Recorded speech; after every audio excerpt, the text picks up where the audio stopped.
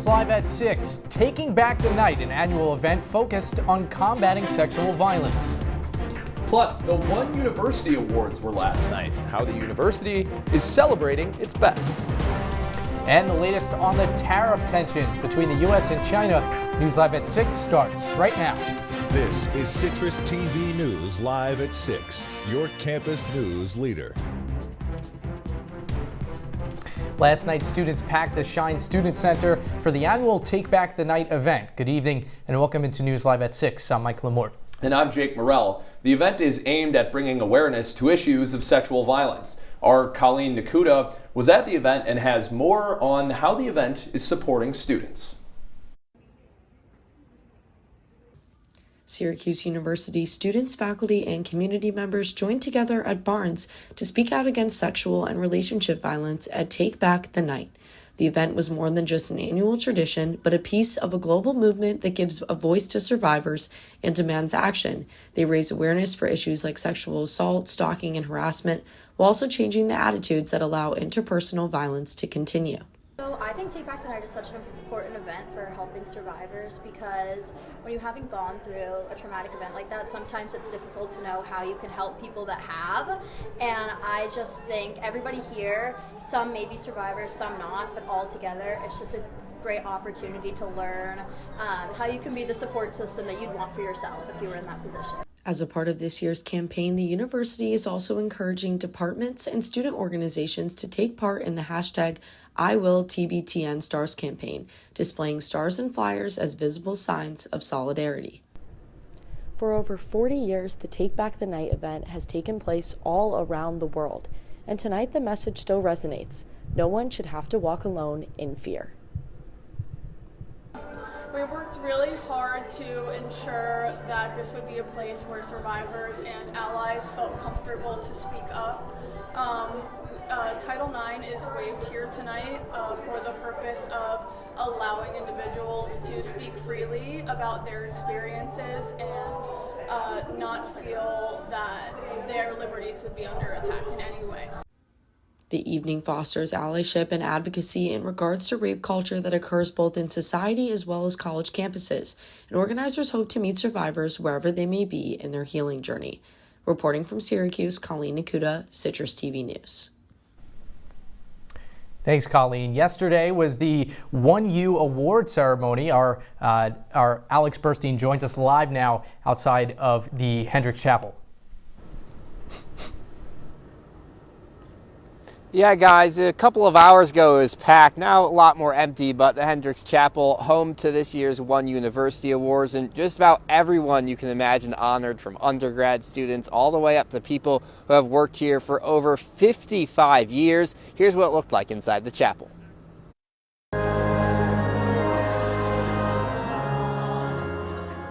Awardees at the One University Award ranged from undergrads to longtime SU faculty.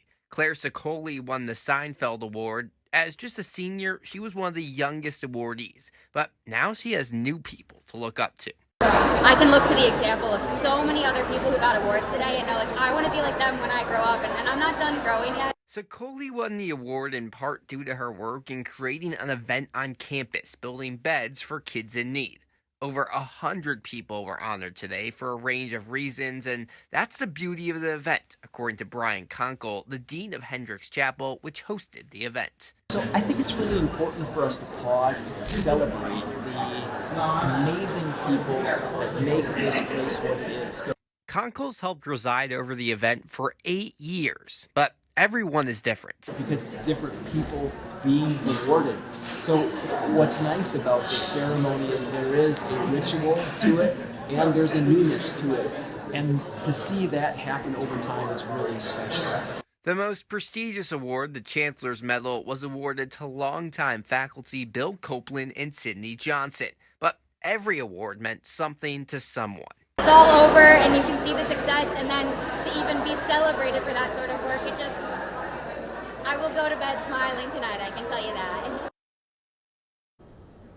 Well, some of these awards date back to before the 1980s, like the Chancellor's Citation, some even older than that, but we'll have to wait another year to see who the next batch of awardees are. Reporting from outside the Hendricks Chapel, I'm Alex Burstein, Citrus TV News.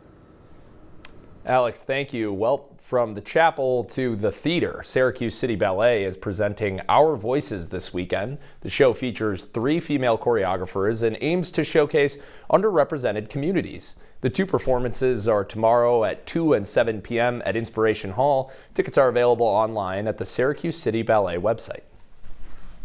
The Syracuse City School District is unable to reach an agreement with its teachers union. This comes after the union rejected a contract proposal with 4% yearly raises. Members were unhappy with the terms, including an extra workday. A state-appointed mediator will now step in to continue negotiations. And New York's largest landfill may not be trashed just yet. The Court of Appeals ruled to shut down the Seneca Meadows landfill by the end of 2025, but the Seneca Falls Town Board approved a permit to continue operations, setting up a legal fight. The agreement would require the owners of the landfill to pay the town $150 million over the next 15 years.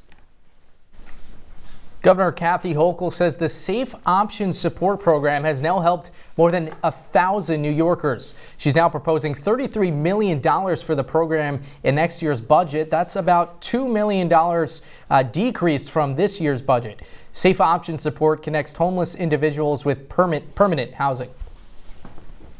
And if you have spotty Wi-Fi, listen up. Governor Hochul is announcing the launch of the Connectivity Innovation Initiative, which allows New Yorkers to fill out applications to request an improvement of their wireless coverage. The state is giving $5 million in funding, and Hochul says that internet access is a necessity for public safety, economic opportunity, and quality of life. Hey, speaking of quality of life, man, my quality of life would be a lot better if it was warm out. What is going on? Jake, I think we're in a fool's spring right now where we had some nice warm weather, and then all of a sudden it just got so sunny out of nowhere. I know, we're in purgatory right now. It's like every day I wake up in central New York. Every day I wake up and it's raining outside. Sigourney, please tell me that over the next week I'm going to see some sun or maybe some warm temperatures at least. Unfortunately, Jake, I hate to have bad news for you and Mike, but it's looking pretty rainy for the rest of the week. I'll get more to that in my 5-day forecast, but happening right now, it's 46 degrees outside, it's cloudy, and there's a little light drizzle when you're walking down the streets of Syracuse. And I know I'm pretty disappointed too, because I was looking at my memories from last April, and this is when the eclipse was happening. It was sunny, I was wearing a tank top, but that's just not the case this year. Now, looking forward to tonight, it's going to be 43 degrees outside, still going to be a little bit cloudy, but at least there'll be no more rain. And then across the temperatures of upstate New York, we're going to have pretty similar things happening. Everyone's experiencing 45, 46 degree temperatures with a high in Ithaca with 47 degrees and a low of 43 degrees in Rochester. Now, I know you guys are pretty disappointed to hear that, but maybe it'll clear up, or maybe you have some fun things to look forward to this weekend, but I'll send it back to the desk. Well, the Syracuse Police Department is searching for a suspect in a fatal hit and run. Nigel Shabbat Douglas, has been accused of fleeing the scene of an incident that happened on March 23rd. SPD says the 27-year-old may have left New York State. The police are asking anyone with information to contact them using the number on your screen right now. The Syracuse Police Department is holding a gun buyback event tomorrow from 10 a.m. to 1 p.m. at St. Lucy's Church. Those looking to turn in their guns will receive $750 for an AR-styled weapons, $250 for handguns, and $75 for rifles or shotguns, and $25 for non-working and handmade guns. Payment will be in the form of a prepaid gift card. The Democratic primary for the mayor of Syracuse is heating up. Deputy Mayor Sharon Owen's campaign is now challenging some of the signatures collected by her Democratic challengers. The campaign is challenging signatures collected for Alfonso Davis and Jimmy Oliver. 1,000 signatures from registered Democrats in Syracuse are required to be on the ballot for the primary. If signatures for the 2 candidates are found invalid by the Onondaga County Board of Elections, it could potentially change the primary from a 5-candidate race to a 3-candidate race. Coming up on News Live at 6, the latest from downstate as a Columbia University protester takes on the Trump administration. Plus, the ongoing trade tensions between China and the U.S. escalates as tariffs reach new heights. Stay with us.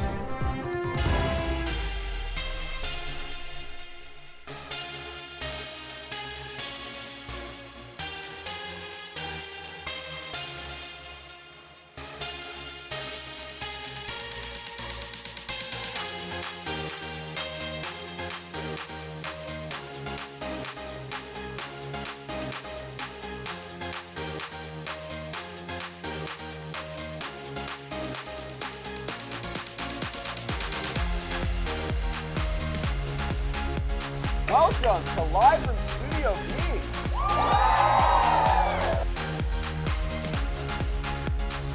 Welcome to another episode of Culturally and Technically Legal. Previously on Survivor.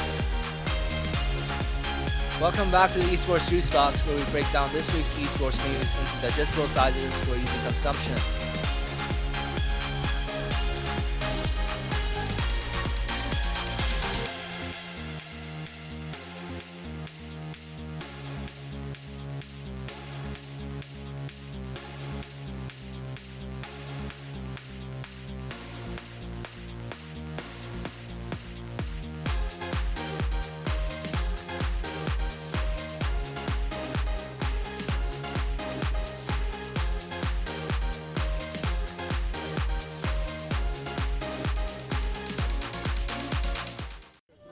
Leaving hot coals improperly extinguished can cause a wildfire. Hey guys, it's Smokey! It looks as if Smokey is going to use the drown, stir, drown and feel technique. After the first drown, a good start. Next, another drink. And finally, a close feel. Is it cool? Okay. Yeah. Hey Smokey, catch! Oh, my bad, Smokey. Only you can prevent wildfires. You're watching CitrusTV News, live at 6 with Jake Morel, Mike Lamorte, and Sigourney Bell. And now, your campus news leader continues. Look, the tariff rate on China remains where it was yesterday, at the 145% level. The president made it very clear, when the United States is punched, he will punch back harder. In the ongoing trade war between China and the U.S., China has retaliated now by increasing tariffs on American goods from 84% to 125%. This comes after President Trump paused the tariffs on all other countries for 90 days, but raised China's tariffs to 145%. The retaliatory tariffs are set to begin Saturday. Chinese leaders denounced Trump's policy as, quote, economic bullying. Chinese President Xi Jinping took to the media, saying that there are no winners in a trade war and that China never relies on favors from anyone. Small business owners in Syracuse are watching their shelves and bottom lines closely as President Trump's new tariffs take effect, while big retailers can handle some costs. Smaller international stores are bracing for impacts. Our Lily O'Shaughnessy has more on that story. At family-owned convenience stores across Syracuse, many of the items on these shelves come from across the globe. But now those imported favorites are coming with a higher price tag. President Trump's new tariffs, including at least a 10% tax on many imported goods and a 154% tariff on products from China, are raising costs for store owners already operating on thin margins. Dylan Okamoto travels to Japan every year and has seen the rise firsthand. The tariffs during the Trump administration, I think, definitely shook up trade with a lot of Asian countries. Japan specifically was a bit less affected than others, but I think they definitely felt the ripple effect. Probably drove up the cost of a lot of Japanese products, especially more niche ones. Like national chains with massive buying power, smaller businesses have fewer options to push back on price increases. And that leaves local owners facing a tough choice: absorb the rising costs or pass them on to shoppers. For the past few years, a lot of Japanese products like soy sauce, rice, and snacks, I feel like have gotten a lot more expensive or just harder to find in stores. When tariffs drive up the cost of imports and prices go up, you don't see as much variety on the shelves. It just gets harder and more expensive to get what you want. Here at small convenience stores like this one in Syracuse, New York, owners are feeling the pressure. Without the buying power of big chains, they have less options to offset the new tariffs. experts say with global supply chains, it'll take time for stores to adjust. For now, some store owners are holding off on raising prices. But if tariffs stay, shoppers could soon pay more for everyday supplies. For Citrus TV News, I'm Lily O'Shaughnessy. Thanks, Lily. Now to the latest. A Louisiana court ruled Columbia University protester Mahmoud Khalil can face deportation. The Columbia graduate student, the Columbia graduate student led the pro-Palestinian protest last year. He was detained last month. Secretary of State Marco Rubio says he determined that Khalil's activism was, quote, anti-Semitic. Rubio says keeping him in the country would undermine the U.S.'s goal to combat anti-Semitism. Khalil has a green card and is a permanent resident of the U.S. He will not be deported immediately, as the Louisiana judge has given him until April 23rd to appeal the ruling. If Khalil refuses to appeal, he will be deported back to Algeria, where he is a citizen. New updates on the Hudson River helicopter crash yesterday, leaving 6 dead. The NYPD identified the victims as Siemens executive Agustin Escobar and his family. Investigators say the main rotor blades broke from the helicopter, hitting the tail and leaving the cabin in a free fall. Photos were posted on the company's website of the Barcelona family smiling just before the crash. The tragedy and similar ones led to community activists and officials proposing a ban on non-essential air traffic over Manhattan. The investigation is still ongoing. The aviation community continues to mourn today after a small plane crashed into a highway near Boca Raton. The local fire department says all 3 people on board died when the plane hit the ground. A person driving nearby the impact was also injured in the crash. According to the FAA, the flight was bound for Tallahassee. Currently, there are no details on what caused the plane to crash. Railroads near the wreckage were also closed due to a car being pushed onto the track. And coming up after the break, I'll have your 5-day forecast. Stay with us.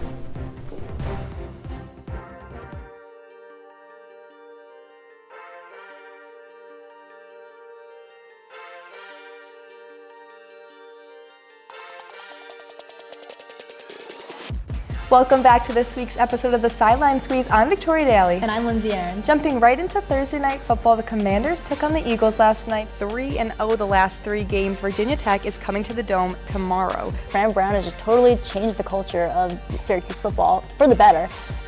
September 14th at the T-Mobile Arena in Las Vegas, we have a big fight card. Mikey, it's Canelo Alvarez versus Edgar Berlanga. The Eagles completely clicked on all cylinders in this second half. Let's go to the finals predictions. What are you thinking? I'm going Liberty and Sun, and I'm going Liberty taking it home this year. On Bones Jones really kept his heavyweight here. I mean, a pure dominant TKO. With November comes playoff time for women's soccer. That means the ACC tournament is in full swing and the NWSL playoffs are not too far behind. She's dominant in the paint, she scores in the paint. We know that she's aggressive, she littles everybody, but what does the perimeter look like? It was a solid season for the Orange. I mean, like you said, 13-7 on the season, 4-4 in conference play. You got Cameron Breen, you got Rakia Jackson. You just need somebody at that guard spot that look thin in that area.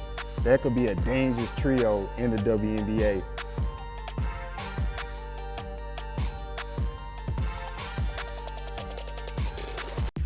From the Citrus TV Weather Center, this is SU's most accurate weather forecast. Welcome back to Live at 6, and your 5-day forecast is going to be the week of precipitation because that's all that's happening for these next few days. On Saturday, we're going to have rain, Monday rain, Tuesday rain, and then on Wednesday, more snow. I know you guys are really hoping for that, but we'll have some clear days, some cloudy days on Sunday. Now, I'm really hoping that soon before Citrus TV ends for the semester that I will be able to put some sun on my 5-day forecast, but one can only hope. But speaking of things that are happening this weekend, it's Coachella weekend. I know we're all super excited. Unfortunately, I'm not there, but I wanted to ask our hosts a few Coachella trivia questions because they're pretty big music fans. I don't know if Coachella is really their vibe, but I want to ask them some questions anyway. So my first question is, what artist has had the biggest crowd at Coachella? Is it Calvin Harris? Is it Beyonce? Is it Rage Against the Machine? Or is it Dr. Dre? Guys, what do you think? Would be so sick if it was Rage Against the Machine, but it just definitely isn't. I got my money on Calvin Harris, even though all signs are saying it's probably not, but I'm a big Calvin Harris guy, so I think that's fair to say about Coachella. I love Calvin Harris. I feel like that's very much his vibe. But I'm going to go Beyonce because she is far and away the most famous artist out of all of them. So I'm going to go with Beyonce. I had to start off pretty easy with Baychella. Obviously, Beyonce brought in the biggest crowd, but I'm glad that you guys mentioned Raised Against the Machine because that actually had the second largest crowd, and I was pretty surprised with that too. Sick. I know, that's super cool. So my next one, we're getting a little bit harder here. Gotta force you guys to work and think. So what artist has never performed at Coachella? Is it Sabrina Carpenter, Charlie XCX, Taylor Swift, or Zendaya? For sure, Zendaya. Wait, is that you guys? Locked in. Oh, Sabrina Carpenter. Okay, we got Sabrina Carpenter, we got Zendaya. It's actually Taylor Swift. Surprise. Oh, wait, I should have known that. Kind of crazy. Zendaya has I performed. wouldn't say big. Yeah. Taylor Swift would bring in the largest crowd, I think, and I would be there. But yeah, Zendaya's performed. That's super cool. And then my final question is, who is considered the queen of Coachella? Is it Vanessa Hudgens, Kylie Jenner, Rihanna, or James Charles? So what are the odds on it being D? I mean, that is... Hey, sisters is all I'll say to that. James Charles. I gotta go with Rihanna. It's gotta be Rihanna, right? It's Vanessa Hudgens. People still go look at her outfits because she's super cool. But that's my Coachella trivia. I'll throw it back. Yeah, I don't think I'm cool enough to show up at Coachella, but I am cool enough to tell you about the spring game for Syracuse football on the other side.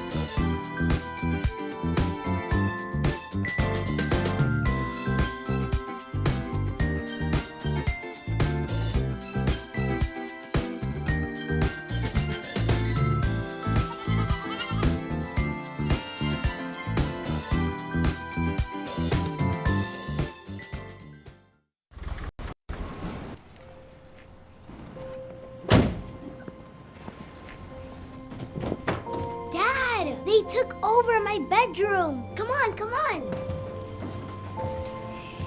Okay, Dad. 1, 2, 3. Dad!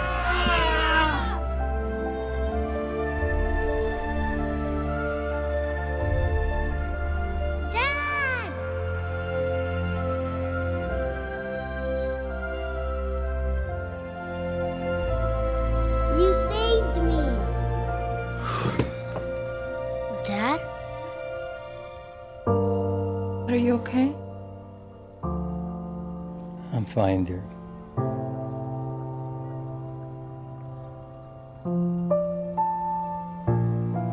Your hero needs you now, and AARP is here to help.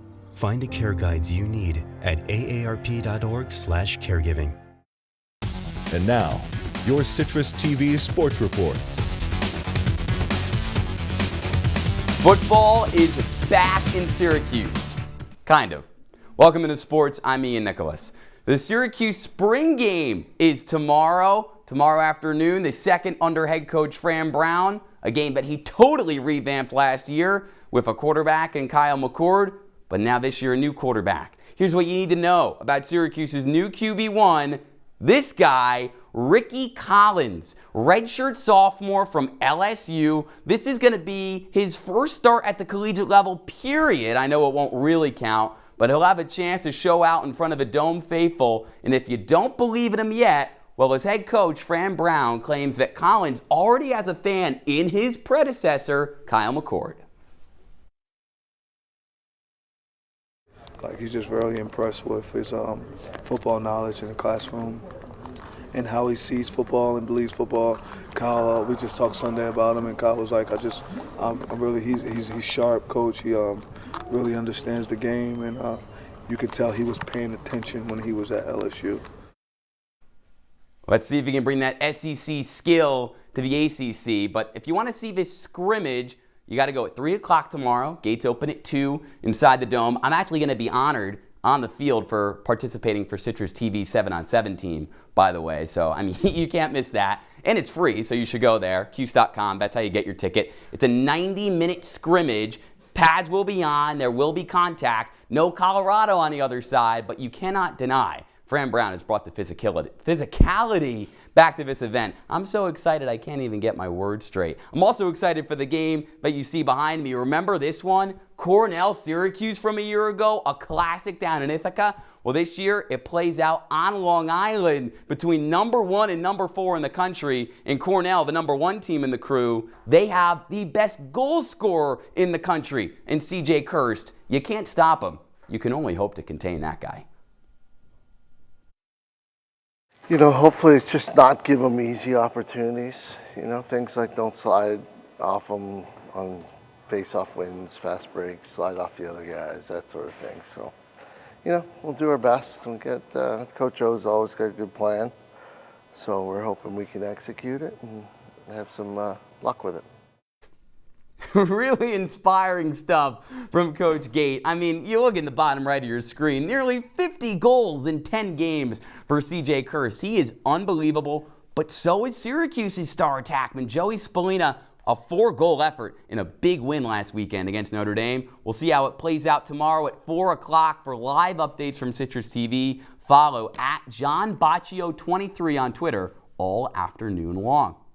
Tonight in the NBA, the Knicks play their second-to-last regular season game against the best team in the Eastern Conference, the Cleveland Cavaliers. And unfortunately, this is just kind of how it is with load management in the NBA. A lot of players listed as questionable for this one. For the Cavs, Donovan Mitchell, and for the Knicks, Jalen Brunson. But he does need to play at least one more game this season in order to get potential All-NBA honors. So I would expect Jalen Brunson to suit up, guys. Ian, thanks so much for joining us. Always the latest in the sports world here. But when we come back, someone let the dogs out. Find out who in just a moment.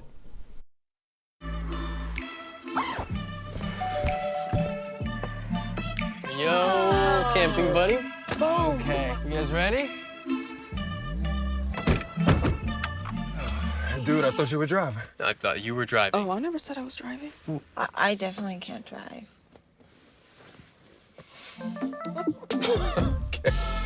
If you're high, just don't drive. It's illegal everywhere. If you feel different, you drive different. Dad? Just 1 minute, okay? Hey, Bobo, do trees tell each other stories? I'm sorry. I'm afraid I don't know that. Hey, why don't we go find out?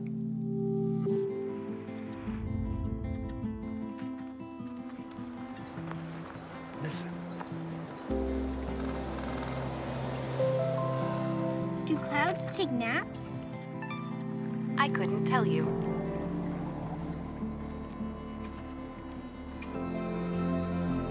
Can birds draw pictures?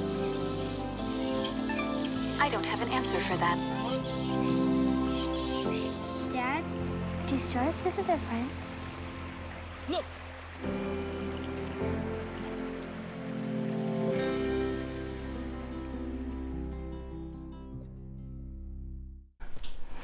Well, when you wake up this Saturday, it's going to be more rain, 45 degrees, and I guess we can say that the dog days are not over for when it comes to the weather in Syracuse. Oh, Sigourney, you took my lead in. I was going to say, who let the dogs out, Mike? I don't know, but what I do know is it's National Pup Day. Take a look at our Citrus TV news team's pups. We got Jackson Breslin's dog right there. So cute. Oh, look how cute the little birthday hat on. That is adorable. Oh, here they come behind us. They're still coming up right there. Ankle biters. She cheated 2 dogs. Oh, there's mine. That's Buddy and Lucy. Lucy. Look at those pups right there. Oh, so beautiful. Cute. Yeah, that's not a dog. Hey, that's not a dog. That's a cat. There we go. This there's is a the dog hardest hitting journalism right here. National Pet Day. Do you guys have a special moment in your life with a pet, or maybe a special pet that you always think of whenever somebody mentions that special bond? Yeah, I mean, hopefully it will come up on the screen, but I have 2 pups. One of them, both Enzo and Archie, one of them I'm raising right now to be a service dog, so awesome. definitely rewarding. That's awesome. There he is right there, Archie and Enzo. Oh, they're so cute. I have my little ankle biter Yorkie, which he's just the best, guys. Adorable. I have the polar opposite. I have a pit boxer. Nice. But she'll give me love for like half a minute when I come home every time from break, and then she just forgets I exist. But she's the best. Well, I've got my 2 labs. One of them, Lucy. Lucy is a therapy dog. She goes to hospitals with my mom, which is very sweet. So I love seeing her whenever I go home. There she is right there. So Cutie. anyway, that's all the time we've got for you on this Live at 6 this Friday. I'm Mike Lamorte. And I'm Jake Morel. Don't forget you can follow us on X and Instagram at CitrusTV News. For the entire Citrus TV News team, have a wonderful night.